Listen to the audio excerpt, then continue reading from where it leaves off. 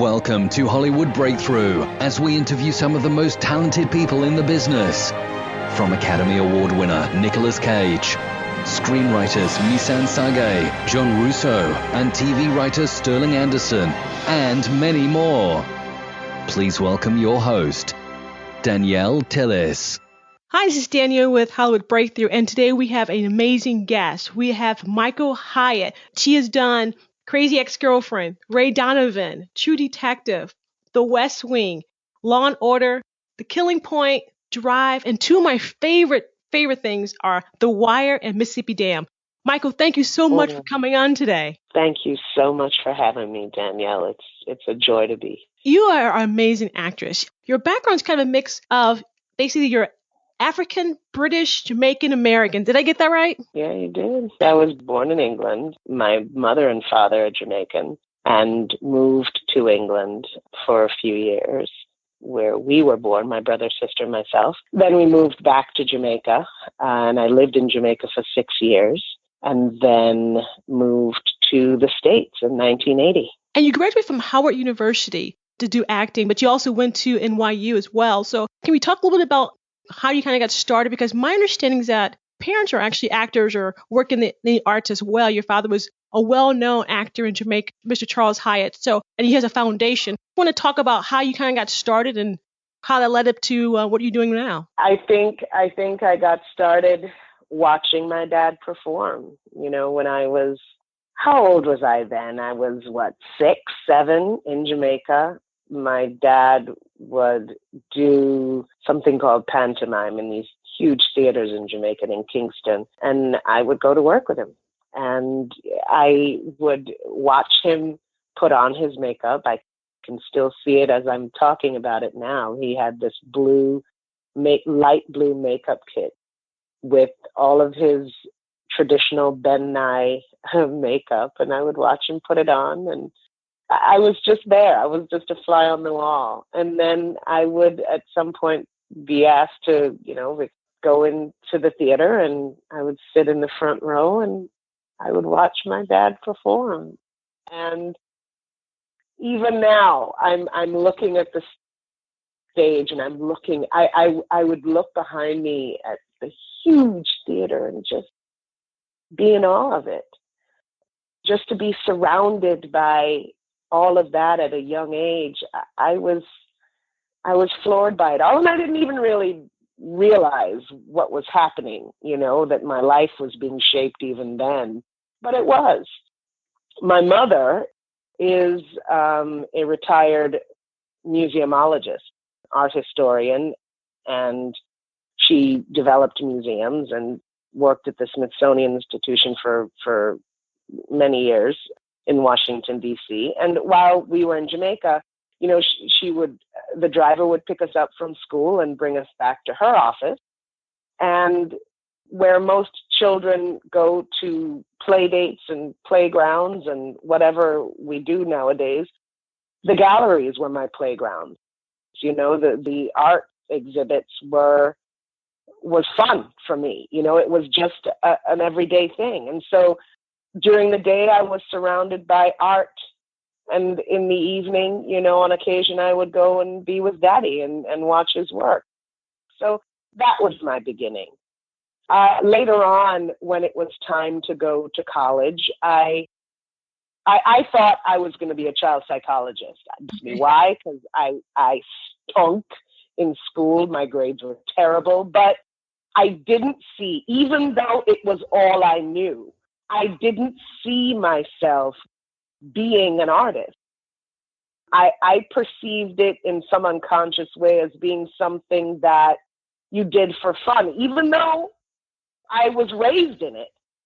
I also saw unconsciously the struggle that my family went through as my father was in between work, and the struggle that my mother had to carry financially to keep things going. And I think for me, it said it was not something to make a living.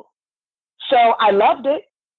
It was who I was, but clearly I needed another job, which is what most of the world thinks. But by the end of school, it was clear that, the natural progression was college. And I went to Howard University and studied acting and as a BFA. And in between going to school and summer times, I would work at the local theaters. And thankfully, as God would have it, some of the great regional theaters were actually in Washington, D.C. At Arena Stage is the major one. And somehow I got a job doing costumes and doing lights, working backstage at Arena Stage. And I had a chance to be in it without actually being on stage, which gave me the same opportunity I had when I was a child, to just stare at everybody and be in absolute awe. But then I was told, when I started getting the bug and I started communicating with the casting directors and stuff upstairs, and they were saying, well, sweetie, we don't hire DC actors. We go to New York for when we're looking for talent. And I was like, okay, well, then what am I doing here? I got to go. So I, moved to New York and finished school because, that's what you do. You finish your college education and then you move to New York and audition for anything that was in backstage, cattle calls or little, back then, I don't know if they still do it now, to do Shakespeare in the Park or anything at all in Brooklyn, not the one in Manhattan, not the one at for the public. But they would give you tokens to ride the train, and so that you could get back and forth to rehearsal, but that would be your pay. I did anything that I could do, and eventually got really bored with not being paid, not making money, not being able to be a working actor. And I thought, where do I have to go? What do I have to do to further my career? If this is what I'm going to do, then I want to do it for real. What do I have to do? And then my consciousness opened up to NYU, the graduate program. And I thought, okay, then that's where I need to be. So I did that. Thankfully, I got in and was there for 3 years, got my master's degree, and then my professional career took off, doing all the wonderful projects that thankfully I've been blessed with since then. So that was my life, my artistic life anyway. It's so interesting. You have really strong parents in two different fields. Your father was a well-known actor in Jamaica, and then your mother was, basically she's groundbreaking because she's made history by being a woman of color working in museums. Yes. So that's really having two drastically strong parent background, and you still found your way to kind of get into acting and kind of struggle your way through that. You had some really great breaks. I seen Mississippi Dam. I seen all your work. Huge fan. I really started catching you a lot.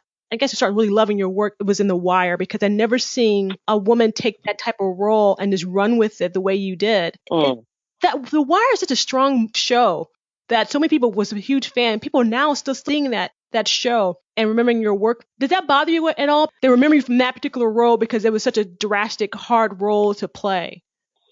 No, it doesn't bother me. It surprises me. It surprises me so much. I tell you, I'll always say, there's a spiritual story and then there's an earthly story. My earthly story for this was I fell into The Wire, and to this day, I don't think I fully appreciate the impact that The Wire has made on the artistic community, Black, white, it spans all of that, because I didn't watch the show.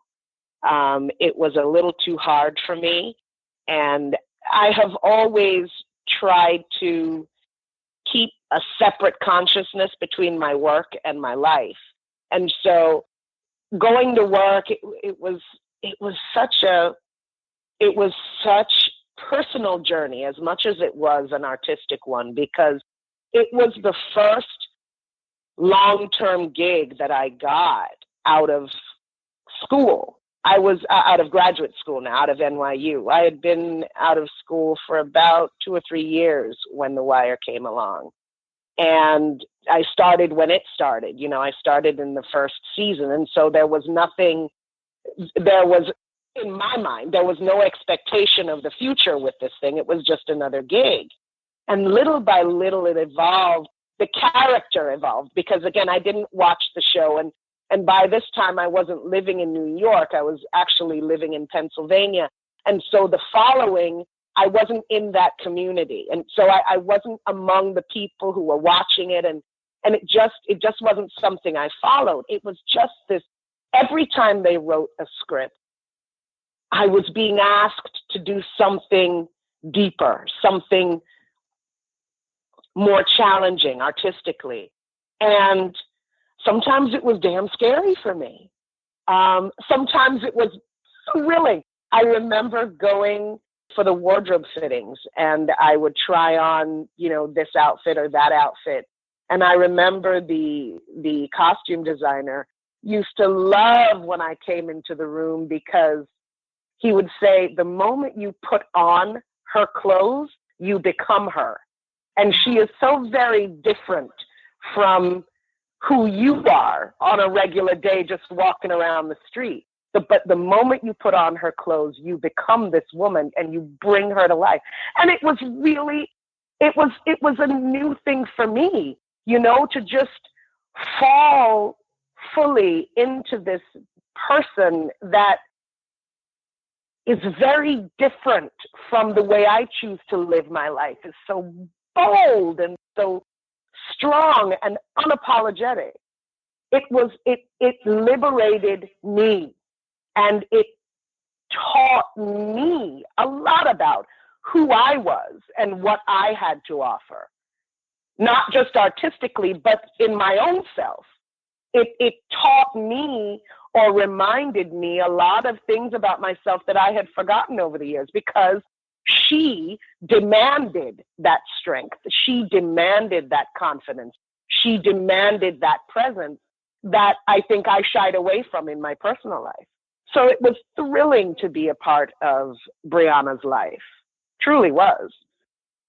It was amazing watching how you grew that character, though, because starting out, it seemed like the scenes were, you were having a lot of scenes at first, and then all of a sudden the camera started really picking you up and watching you just kind of grow into this powerful woman basically in front of our eyes.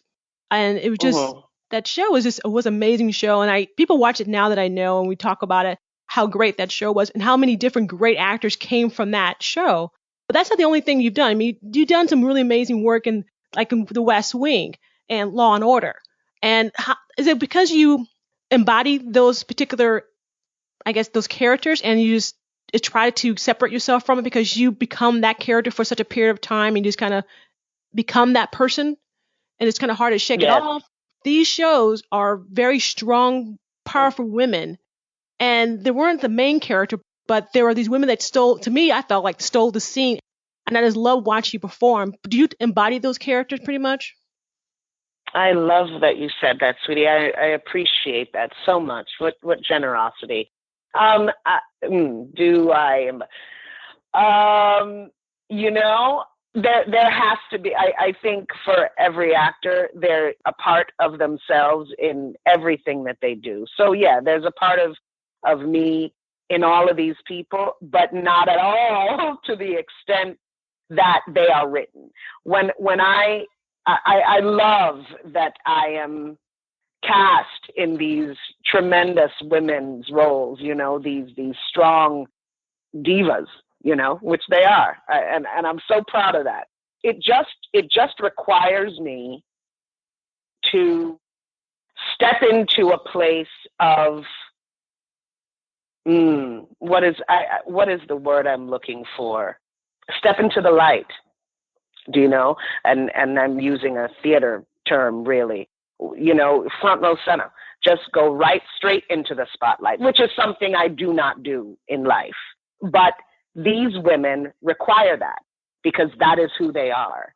And because my work is so important to me, I do it without question, because that's what I'm required to do. And again, I'm so grateful and I think The Wire started this journey for me. This is why Brianna was such a transforming experience, because it set the stage for the kind of energy that I was cast in. You know, it was The Wire that brought on, you know, in our business, we talk about work begets work. It was The Wire that brought on The West Wing, that brought on, no, actually it was Law and Order. Then it was The Wire, then it was The West Wing. And all of these women, the next job was always stronger than the other. So as I was doing these roles, I became stronger as a person. I learned my art. I learned what I had. Every single time I did a character, I learned a little bit more about myself. So it's not hard for me to, you asked if it was hard for me to leave them, to step out of them and step into them. No, because I make a very clear distinction between life and art. To keep my life safe, to keep my peace of mind and my well-being safe, because, you know, not every role that an actor plays is a happy one, is a positive one. You know, that's, if we allow ourselves that kind of versatility, if we are allowed, we get into all different kinds of energies. And to protect your peace, you have to, I feel, keep some distance between what is real and what is fictional.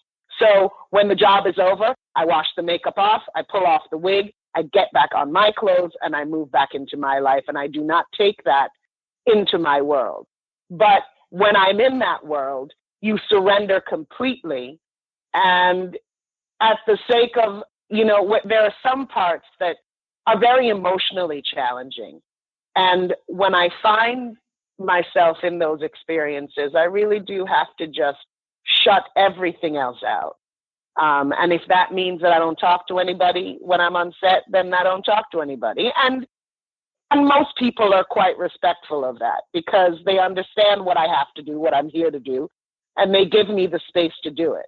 So, you know, it's not easy to do. I remember actually when I was working on The Wire and other shows, but The Wire was the first one. There was a scene where, when my son died, and I had this crying scene that was just ridiculous. And I didn't know where it was going to come from.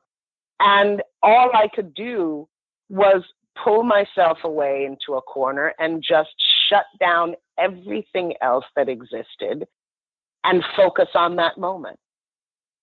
And from doing that for a few hours, out of nowhere came this energy that took me over. And it was beautiful. It was scary, but it was beautiful, you know? So it does require a great deal of concentration and commitment to get to where these women need to be.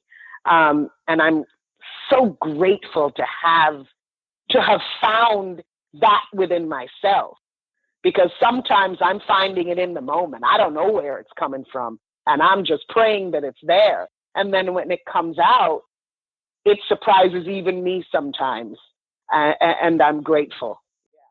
I love True Detective and also Ray Donovan. Seeing you on those two shows was amazing. I love both your characters on each show. And I don't want to give anything away, but and I have to tell you, I had to stop watching it because if no one, I don't want to give away what happened, same happened, but I just have to say I had to stop watching it at a certain point. Be a spoiler here, but it was hard for me because I did not want that to happen. But that was like, I was watching you perform. It was just so great. And then when that happened, I was like, no. No, those guys are amazing. Ray Donovan showed up on set, and John Voight is just so giving. What a generous actor. And Liev is tremendous. I mean, he is an intense young man, and I love working with that kind of energy. Love it very much. So I really enjoyed working on that show very much, and I look forward to seeing those. Well, to hearing the response from those episodes. But you know, other than that, we'll see what comes next. You know, I always get so tied to a character on a show, but you had some really great casting that you've done, and definitely, you know, want to shout out to your manager, because it seems like she's putting you in a lot of great things and finding work for you constantly. And want to thank her definitely for making sure that you and I talk. But you had some, obstacles starting out as an actress. Being African Jamaican, you have the dreads, you have a different look about you. How was that hard to kind of maneuver in Hollywood, in New York, and in stage? And can you tell me a little bit about that? Oh, yeah. Oh, gosh, I would love to. Thank you for asking that wonderful question. When I graduated grad school and started the professional arena, I acquired an agent and a manager.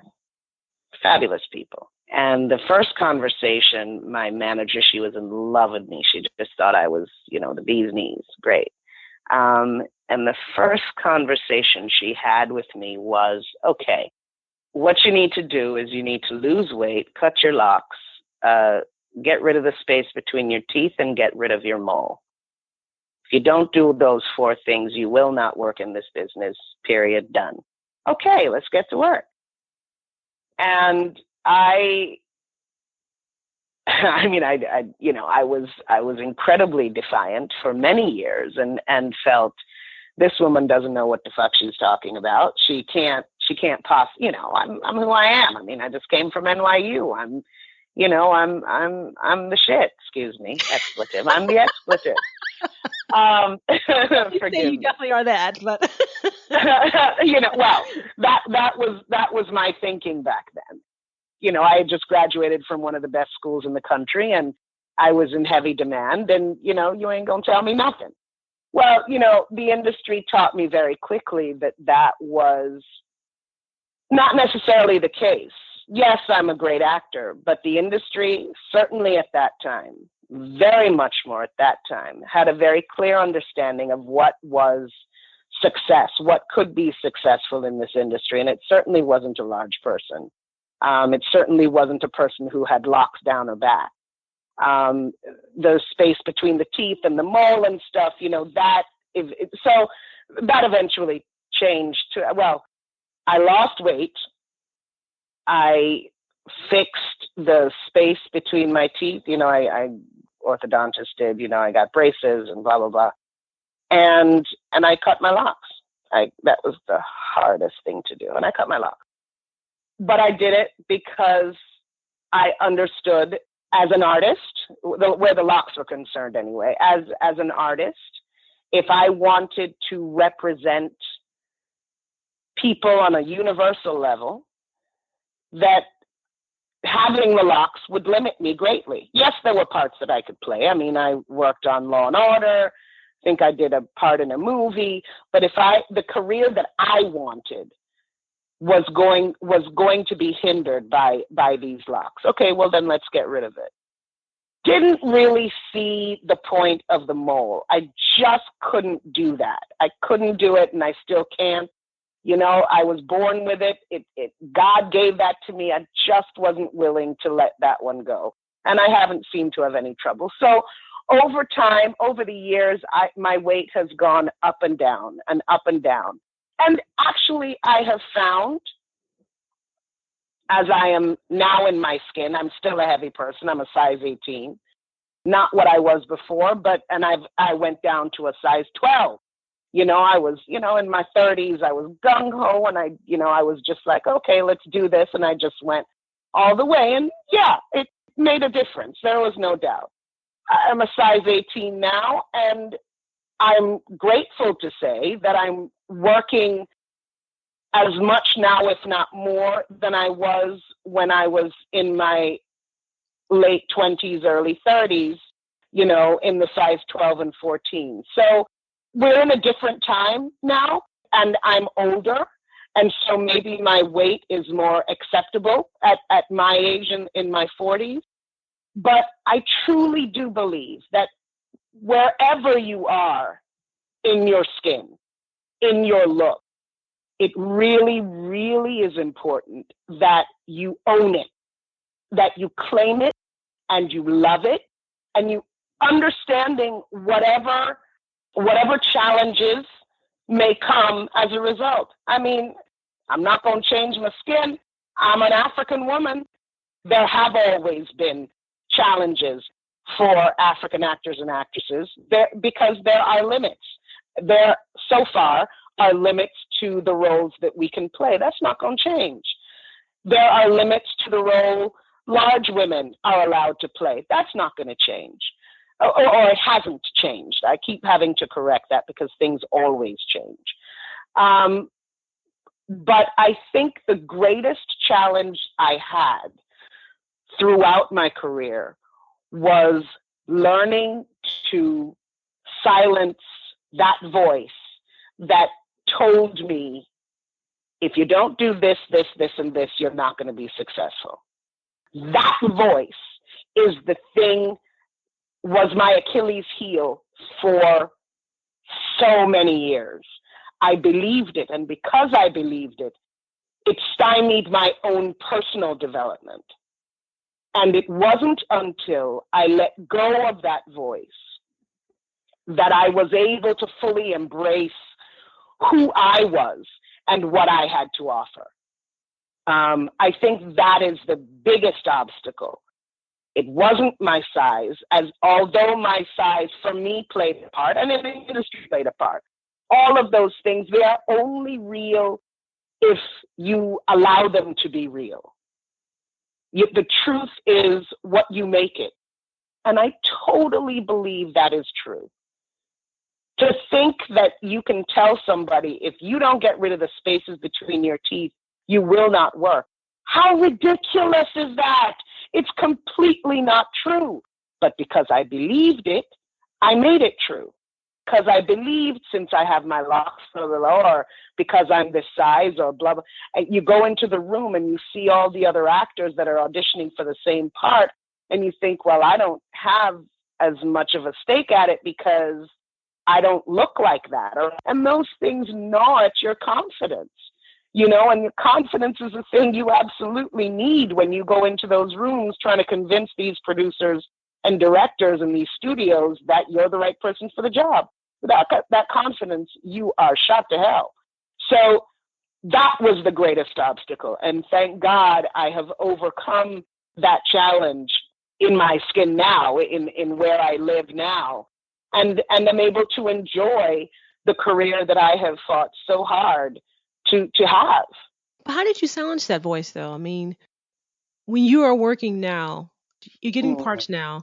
Is it because you gotten maybe a little bit older and you feel like learn from past history, or how do you feel like you kind of went through that? Because there's a lot of people, regardless of age, are still going through that stage of the voice in the head of not being good enough, or not being a certain way, or not looking a certain way.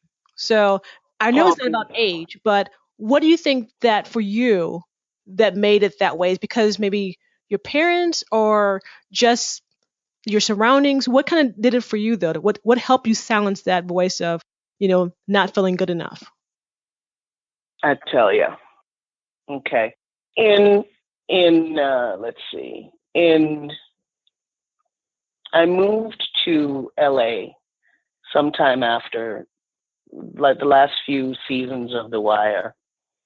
Things were going wonderfully, and I had just ended a relationship with a fiance, and my then manager said to me, I think we've hit a ceiling here in New York, and I think it's time to go to move to LA.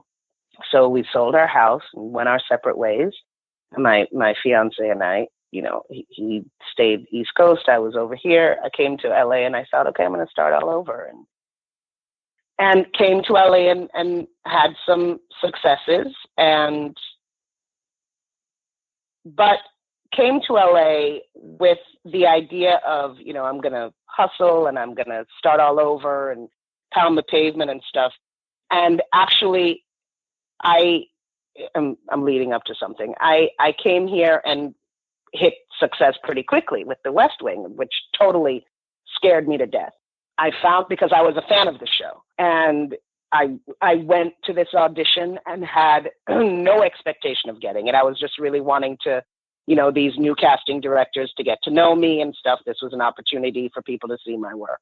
And lo and behold, I got the gig.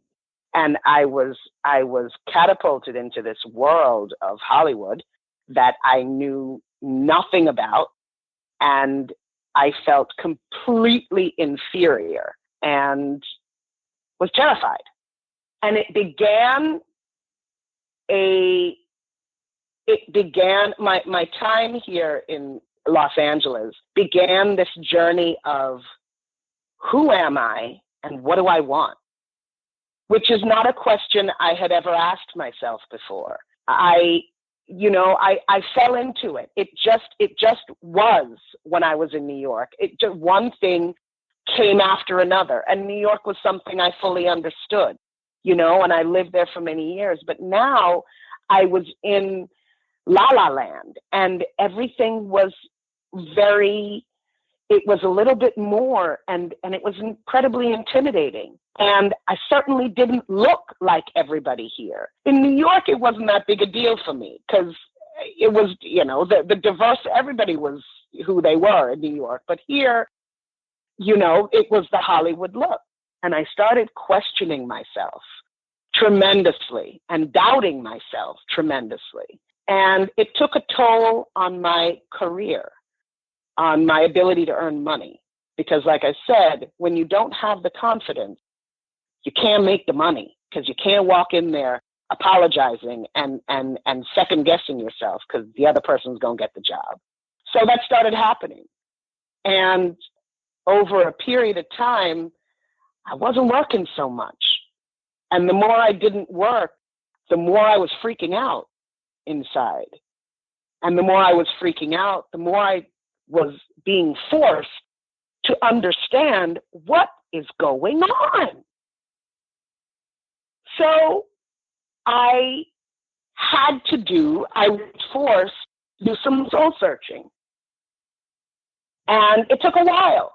It took a long while for me to get to the underbelly of what was going on inside of me. I realized after a while that I had, and it's insane. I mean, I know that many people who have been through this personal journey, and it doesn't matter whether you're an artist or not, this is just life. Many people will understand what I'm saying because I know it's a journey that many people go through. I found that I was more comfortable being the underdog. I was more comfortable when nobody knew who I was and nobody expected much from me. I came in, I did my thing, it blew them away, and I got the job, and I did my thing, and I left. But then I came to LA, and I got this amazing gig, and I was on this tremendous show, and now there was a whole bunch of expectation, and it scared the living poop out of me. And I retreated.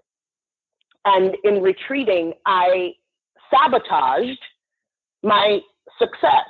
I sabotaged my career because I backslid, and I choked. I didn't even know I was doing it, but I choked because I got scared and I didn't know how to deal with it. So in a way, I was, and I'm going to get a little spiritual on you because that is my truth.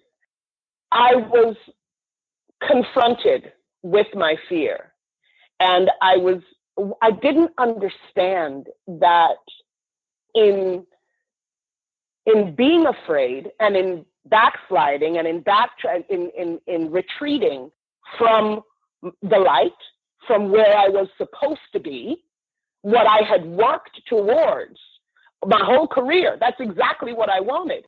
But when I got it, I didn't know what to do.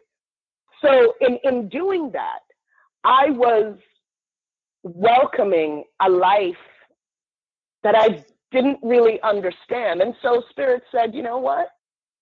I've given you what you asked for, and you've basically crapped on it. Okay, cool. No worries. I'm going to show you these of the life that you are retreating to. I'm going to show you what that life really looks like. And so for years, I didn't work. I worked on little things here and there. I couldn't find work. Things slowed up. I mean, it also coincided with the writer's strike that happened. I came off of a. That was in 2007. So the writer's strike happened in 2007. So the West Wing was coming to kind of an end because of what's going on with the writer's strike. So are you saying during that particular time, the writer's strike happened? Mm-hmm. Yeah, the writer's strike happened.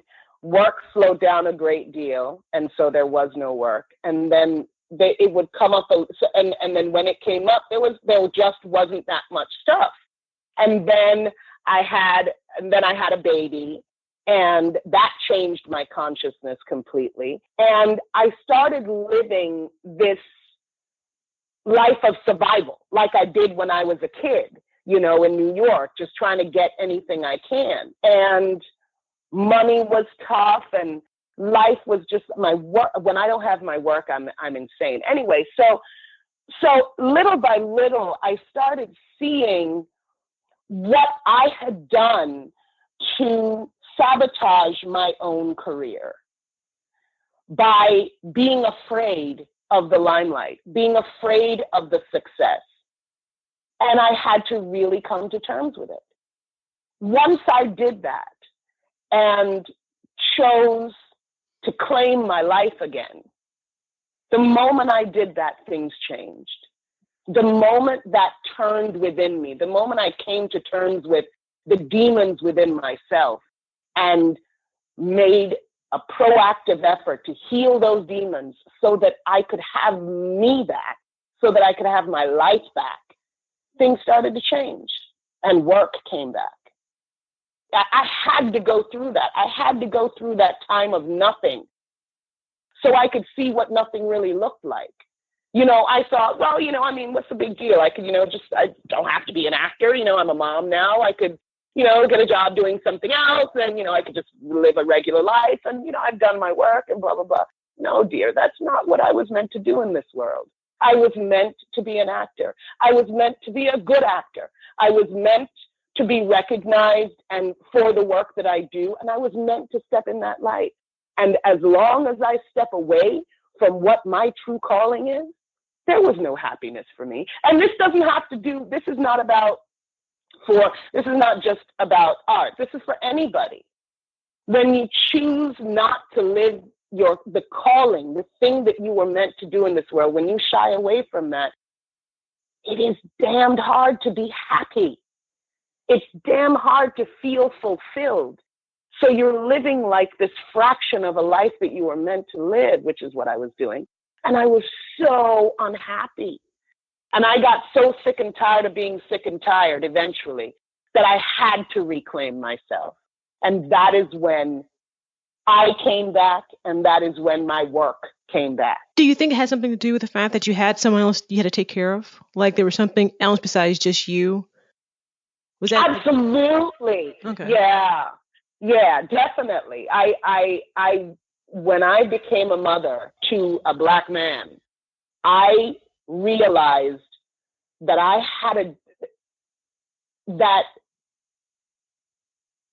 understood the totality of life, really, that it is bigger than me. It's so much bigger than the little plucky things that I spent so much time concentrating on.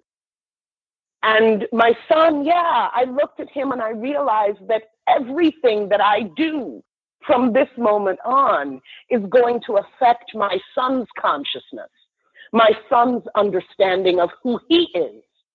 So I better get it together, or I'm going to be responsible for his demons. And I don't want that. I don't want him to live with the demons that I was raised with. I've got to put them down so that I can put him on the path that he was meant to be on in this world. I don't want to get in his way, so I've got to get out of my way so that he can find his way. Definitely. Watching you perform, and I know you go back to the stage, I guess do you feel more comfortable on stage? Because I know you said you did Ragtime, been in New York, and you did stage work in New York. do you have a comfort, like a preference? I mean, do you love the stage? Do you like live performance? Yes, I do. But to be truthful, I would rather get in, get it done, and get out. I am not into, yeah, truly. When I did Ragtime, like, again, I came from Jamaica, and I was familiar with Ragtime, with Broadway, because, I lived in New York for many years, but it wasn't my vision. It really wasn't. When I grew up in theater. I knew it very well. It was second nature to me. What I was more curious about was conquering the unknown, which was the camera. So when I did Ragtime, of course you have to do Broadway, because everybody does Broadway. Of course I got to conquer this. So I did it, and I loved it. Theater is magical. Theater is absolutely magical. And being able to sing and tell the story through music and through dance, but through music, for me, tremendous. I was in awe of that show, and specifically Ragtime. There could have been any bunch of musicals that I could have joined, but it was Ragtime. That story was profound. I loved it. Anyway, but to do 8 shows a week for 5 months, it just reminded me, yeah, I'm done. Once you reach that peak in the development of a character, once you have reached it and you have swum in it and you fleshed it out fully, for me, it's time to move on. 5 months for me was a little too long. So I've worked on plays since then, and I have enjoyed it. But by the end of the run, I'm like, yeah, it's time to move on to something else. I've exhausted this experience, and it's time to go. For me, there are many fabulous people on Broadway who, when I came into Ragtime, there were people who were from the original cast years before, and they are happy to be playing that role 8 shows a week for God knows how long. And they have houses and families and things that they support. And they're grateful to be called, to be able to call themselves a working actor. And I applaud them all. We all make choices in our life that are just yeses, but it just didn't work for me. Okay. I understand that might not work for someone that wants to probably explore, I guess, more part of their art. And that's what you have done with all your other things you've done. If I talk a little bit about Mississippi Dam, that film, it was a little bit of a different character for you. Seeing an African-American family on film going through so many different turmoils in that life, how did that film play a part in your life when you did that movie? That working on Mississippi Damned was it was a beautiful experience. I developed a relationship with the director and the producer, Tina Mabry Stiff and Morgan Mabry Stiff. To this day, we are quite close. I love those women. That was another thing that just fell into my lap. I remember my manager saying, Michael, there's something that you need to read, and I really think you need to consider it. And so I was like, okay, nothing. It was actually right after the writer's strike, and nothing much was going on. I was like, okay, why not go down to North Carolina, I think it was, and where we shot Ahoskie. And it was tremendous. It was a small budget film, and it was a close-knit group of people. And it was art at its absolute most truthful. Nobody was doing it for the money, It was the words on the page. It was the story that was being told. I remember there was the day we had to shoot the scene. Played a mother, and I was sick, and I knew that this was Tina's life. The story I was telling was Tina's life, and I was so humbled by that. And I was so afraid that I wasn't going to be able to do it justice. I remember sitting with her in the hotel room and and just talking with her. And it just became so real. It's an artist's dream. You know, I find sometimes, not to disrespect any of the large budget films, because art comes where it comes and it's just as fabulous. But working on this, you know, it was just like I don't even know how to explain it really. Not always the best with words, but it was just this energy between the cast that really felt like we were in the trenches together. You know, I mean, it was just such a fabulous, fabulous experience, artistically and personally. Because like I said, these women have become my tight, tight friends since then. Boon coons, if you understand that term. Tina's a tremendous writer, you know, and the challenges, the deep drama that people have to go through sometimes to find themselves, to claim themselves. It's a beautiful story to write. What power to be able to write that kind of truth, and then to be given the responsibility to tell that story. It was an honor. Again, it's hard to, I think I watched it. Morgan forced me to watch it when we were at Slam Dance, you know, that whole Sundance Slam Dance thing. She forced me to watch it. So I've watched it once, but I haven't watched it since. I just, you know, the heavy stuff I can't really take. Same thing with The Wire and all of the different shows. But, and also because, to me, the magic is in the creating of it. Once it is edited and you know, formulated and everything into a final production, I've walked away from it a long time. The same thing like Broadway. I want to get in there, create the magic, create the art, and then I'm out. I don't want to live in the end result very much. So that I haven't watched it for that reason as well. But I just remember the magic, the love that came from that experience, the incredible camaraderie that came from working on that show and working in such a tight-knit environment. We were just on top of each other, man. There was no going anywhere, no doing anything. All we had was each other. And it was magical, truly. Yeah, that movie is amazing. And you're doing some recently, Crazy Ex-Girlfriend. It's kind of different from what you've done because it's a little bit more upbeat, comedy type cast. Tell me a little bit more about that, The Crazy Ex-Girlfriend. Crazy Ex is about a woman. Rachel Bloom is the creator. Rachel Bloom and Aline Brosh McKenna are the creators and writers of this really cool piece. So Rebecca Bunch is the lead character, who is a high-paying attorney in New York. Very wealthy, very sought after, but very unhappy.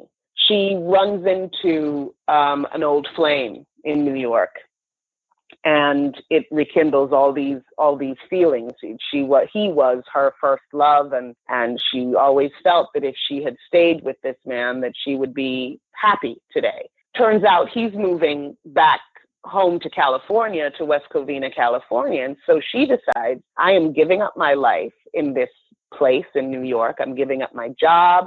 I'm moving to West Covina to follow this man because she believes that my life will be so much better if he were my partner. She does so, and she finds some, you know, West Covina is a very small town, and she's getting paid a fraction of what she was paid in New York. And then she finds that he is already in a relationship. He's engaged to be married. So that is the storyline. My character, Dr. Akopian, comes along and is a psychiatrist. She really just was looking for someone to refill the medication that she was on, the several different medications that she was on in New York. But that turns out that Dr. Akopian really wants to get deeper into the why and not just prescribe medication. So she develops this relationship with this psychiatrist, and we see it pan out in this show. But what's lovely about the show for me is in all of this wonderful comedy experience comes the opportunity to sing and dance again, which I didn't think I would really have the opportunity to do. I mean, I left Broadway behind a long time ago, and here I am singing again in one of the episodes on the show. And it was just so awesome to be in that world again. You know, I had to record this. We had to go into a studio and record music and then learn all this choreography and then film it. And it was just like, wow, I was beside myself. It was a beautiful experience. Loved it so much. Now you're doing something else right now. I think, was it Crunch Time that's coming up for you, and a couple films or something? Well, Crunch Time is a show I worked on. I don't know what's going to happen with that show. I think it was meant for YouTube. It's a show. It's a sci-fi show, actually. Now that was certainly something new for me to work on this sci-fi genre. We'll see what happens with that. I hope that they are able to, I hope they have the support to make it the show that they dreamed it to be. I also worked on an independent film called Dara about a Nigerian American man and his personal journey, dealing with the realities of both cultures and where he fits in that reality. We'll see what happens with that. That's the life of this business. You know, you work and then you not work and then you wait for the phone to ring and then something comes along and you're busy again. It's hurry up and wait. And it's just the life that I lead. It always seemed like you were able to overcome. What was something that you kept telling yourself that made you feel like, you know, I can keep doing this no matter if I get paid a lot of money doing this, if I become famous or not? What kept you kind of going and, you know, your striving going? What kept me going was understanding not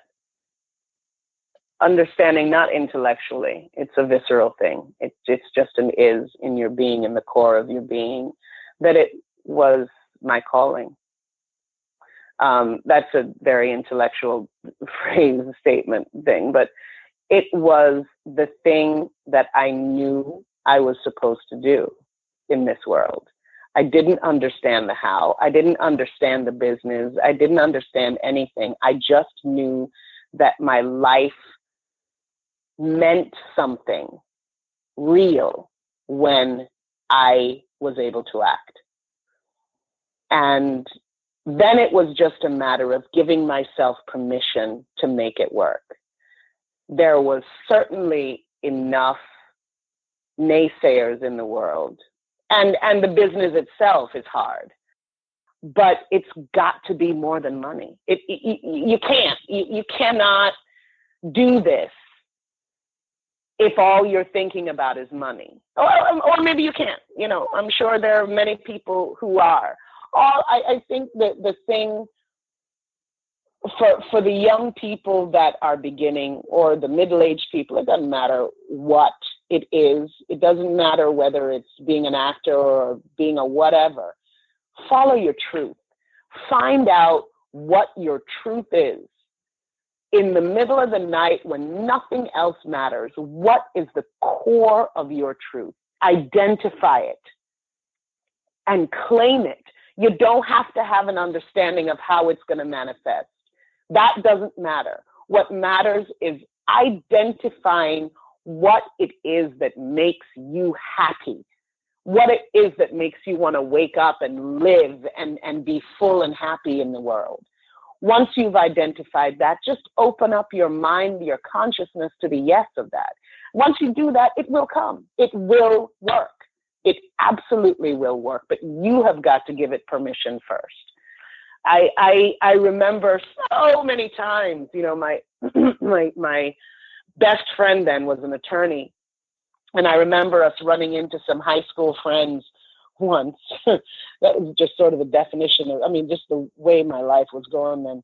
Ran into some high school friends and we were all catching up on, you know, what this person was doing, what that person was doing. When it came time for me to say, I'm an actor, everybody got silent and looked at me and said, oh, okay, great. so what do you really do? Oh, wow. Because I was, yeah, absolutely, please. What do you really do? Because I wasn't making money. I wasn't on TV then. I wasn't, I was struggling in New York doing, nothing theater and something, but I was happy. I was living with two other people making, trying to, got roommates because I had to make the rent and stuff. But I was happy. But, to the world, it was like, yeah, but what are you really doing? What's your real career? And despite that, I looked at all of that stuff and I laughed at it because somewhere in my being, I knew that one day it would work. And it didn't, money has not ever mattered to me. It really hasn't. What matters is that I'm living my truth and that I create the definitions of my life. Nobody else did. And yes, it has been a struggle. There's no doubt it has been a struggle. But living your life on your own terms is the only kind of peace you're going to find. Only kind of peace you're going to find.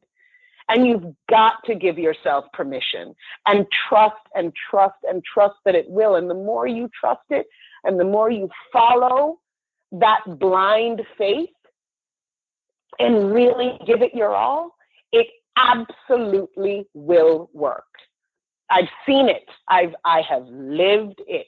And God knows I've had my obstacles, but I keep being asked to go there anyway, to wake up anyway, and to commit to it anyway. And I promise you, it's going to come.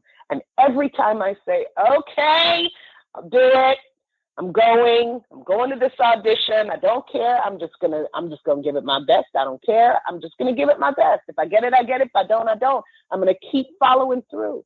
Every time I do that, I am blessed with an affirmation of, I told you it was going to work. I told you. And I'm grateful every single time.